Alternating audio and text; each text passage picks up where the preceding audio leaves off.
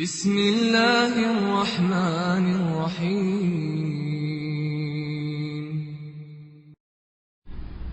ইবনে আব্বাস রাদিয়াল্লাহু তাআলা আনহুমা থেকে বর্ণিত, তিনি বর্ণনা করছেন নবী করিম সাল্লাল্লাহু আলাইহি ওয়াসাল্লামের বিবি জুয়াইরিয়া রাদিয়াল্লাহু তাআলা আনহা থেকে। বলছেন নবী করিম সাল্লাল্লাহু আলাইহি ওয়াসাল্লাম একদিন খারাজা মিন ইনদিহা বুকরাতান, সকালবেলা তার বিবি জুয়াইরিয়া রাদিয়াল্লাহু তাআলা আনহার বাড়ি থেকে বের হলেন। তিনি উঠানে বসেছিলেন, ওই সময় বের হলেন। হিনা সাল্লাহ, ফজর নামাজ পড়ার পরে।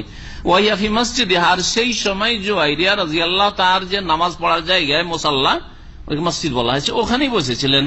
সুম্মা রাজা, তারপরে আবার ফিরলেন বাদান আযহা, দোহা চাষতের সময় হয়ে যাওয়ার পরে, চাষতের সময় সকাল 8টা 9টা, এইরকম সময় হয়ে গেছে। সেই সময় নবী করিম সাল্লাল্লাহু আলাইহি ওয়াসাল্লাম ফিরছেন, দেখছেন ওয়াহিয়া জালিসাতুন, বসেই আছেন জুয়াইরিয়া রাদিয়াল্লাহু তাআলা। ফাকালা, বললেন নবী সাল্লাল্লাহু আলাইহি ওয়াসাল্লাম, মা জিলতি আলাল হাল আল্লাতী ফারাকতুকি আলাইহা, তুমি সেই অবস্থাতেই বসে আছো এখনো, যে অবস্থায় তোমার কাছ থেকে আমি গিয়েছিলাম কয়েক ঘন্টা পূর্বে।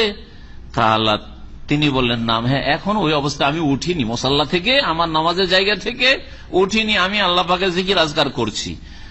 তার মানে সুবহানাল্লাহ, আলহামদুলিল্লাহ, লা ইলাহা ইল্লাল্লাহ, আল্লাহু আকবার, এইসব জিকির আজকারই করছেন, সুন্নতি জিকির আজকার করছিলেন, যদি এখানে উল্লেখ নেই, কিন্তু তারা সুন্নতি জিকির আজকার করেছেন। কালান নবী সাল্লাল্লাহু আলাইহি ওয়াসাল্লাম, নবী করিম সাল্লাল্লাহু আলাইহি ওয়াসাল্লাম বললেন, লাকাদ কুলতু বাদাকি আরবা কালিমাত সালাসা মাররাত, তোমার কাছ থেকে যাওয়ার পরে আমি 4টি কথা শুধু বলি, 4টি বাক্য বলেছি, 3বার করে বলেছি। লাউ ওজেনাদ বেমা কুলতে মুনজুল ইয়ম, আজকে সকাল থেকে এখন পর্যন্ত যতগুলি জিকির আজকার তুমি বলেছো, পাঠ করেছো, ওইগুলিকে যদি এক পাল্লাতে ওজন করা হয়, আর আমার এই 4টি বাক্যকে 3বার যে বললাম আরেক পাল্লাতে দিয়ে ওজন করা হয়, লা ওয়াজানাত হুন্না, তাহলে তোমার ওই এতগুলি জিকির আজকার যে করেছো সকাল থেকে নিয়ে কয়েক ঘন্টা, তার চাইতে বেশি ভারী হয়ে যাবে দাঁড়ি পাল্লায় আমার এই 4টি কালেমা। বুঝলেন এবারে 4টি কালেমা কি? তাহলে সুবহানাল্লাহি ওয়া বিহামদিহি আদাদা খালকিহি ওয়া রিদা নাফসিহি ওয়া জিনাতা আরশিহি ওয়া মিদাদা কালিমাতিহি। সুবহানাল্লাহি ওয়া বিহামদিহি আদাদা খালকি একটা, সুবহানাল্লাহি ওয়া বিহামদিহি আদাদা খালকি ওয়া রিদা নাফসিহি, মানে সুবহানাল্লাহি ওয়া বিহামদিহি ওয়া রিদা নাফসিহি, আর ওয়া জিনাতা আরশিহি সুবহানাল্লাহি ওয়া বিহামদিহি জিনাতা আরশিহি সুবহানাল্লাহি ওয়া বিহামদিহি মিদাদা কালিমাতিহি। এখন তরজমা করি, আতফ হয়ে রয়েছে, সংক্ষেপ করা আছে। সুবহানাল্লাহি ওয়া বিহামদিহি, আল্লাহ পাকের প্রশংসা বিজড়িত কি করছি? পবিত্রতা ঘোষণা করছি। আদাদা খালকি, তার সৃষ্টির সংখ্যা সমান। আদাদা খালকি, তার সৃষ্টি মাখলুকাতের যত সংখ্যা রয়েছে পানিতে আর স্থলে ততটা পরিমাণ। ওয়ারেজা নাফসিহি, এবং আল্লাহ পাকের প্রশংসার সাথে সাথে পবিত্রতা ঘোষণা করছি, তসবিহ এবং হামদ করছি এতটা পরিমাণ যাতে তিনি সন্তুষ্ট হয়ে যান। ওয়ারেজা নাফসিহি, যাতে তিনি কি হয়ে যান? সন্তুষ্ট হয়ে যান। ওয়াজিনাত আরশিহি, আল্লাহ পাকের প্রশংসার সাথে সাথে তাসবিহ করছি জিনাত আরশি, তার আরশের ওজন পরিমাণ, আরশ আজিমের ওজন পরিমাণ।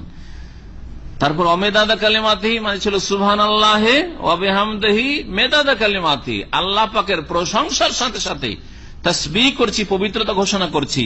তার বাক্যগুলি যে লিখতে যে কালির প্রয়োজন হয় এতটা পরিমাণ। মেদাদ মানে হচ্ছে কালি। আল্লাহ পাকের বাক্য মানে আল্লাহ পাকের গুণগান, আল্লাহ পাকের কালাম, আল্লাহ পাকের আদেশ নিষেধ, আল্লাহ পাকের গুণগান বয়ান করে শেষ করতে পারবেন না। এগুলি লিখতে কোরআনে কারীম আল্লাহ বলেছেন যে আসমান জমিনের কি আছে, কুল্লাউ কানাল বাহরু মিদাদান লিকালিমাতি রাব্বি লানাফিদাল বাহরু ক্বাবলা আন তানফাদা কালিমাতু রাব্বি ওয়ালাউ জিনা বিমিসলিহি মাদাদা। সূরা কাহফ আল্লাহ পাক বলছেন কুল্লাউ কানাল বাহরু মিদাদা কালিমাতি রাব্বি, সাগরগুলি যদি কি করা হয় তাহলে, মানে এখানে তো সাগর শুধু সাগর বলা হয়েছে, অন্য আয়াতে রয়েছে আরো যদি সাগর সাবাত আবহরিন মা নাফিদাত কালিমাতুল্লাহ, 7 সাগরের পানি দিয়ে যদি কালি বানিয়ে আল্লাহ পাকে গুণগান লিখা হয়, আল্লাহ পাকের কালিমাত লিখা হয়, তো জি মা নাফিদাত কালিমাতুল্লাহ, আল্লাহ পাকের গুণগান শেষ হবে না। গুণগান শেষ হবে না। তো কতটা আপনি তাহলে তসবিহ করলেন, হামদ করলেন, সুবহানাল্লাহি ওয়া বিহামদিহি আদাদা খালকিহি ওয়া রিদা নাফসিহি ওয়া জিনাতা আরশিহি ওয়া মিদাদা কালিমাতিহি। মুখস্থ করে নেবেন, যাদের মুখস্থ নেই অর্থ বুঝে নিলেন। আল্লাহ পাক যেন তৌফিক দান করেন। হাদিস সহিহ মুসলিমের, হাদিস সহিহ মুসলিমের আছে 3 বার করে তাও পাঠ করবেন। 3 বার পাঠ করলে কত নেকি বুঝতে পারলেন এই হাদিসে। সহিহ মুসলিমের হাদিস নম্বর হচ্ছে 4905।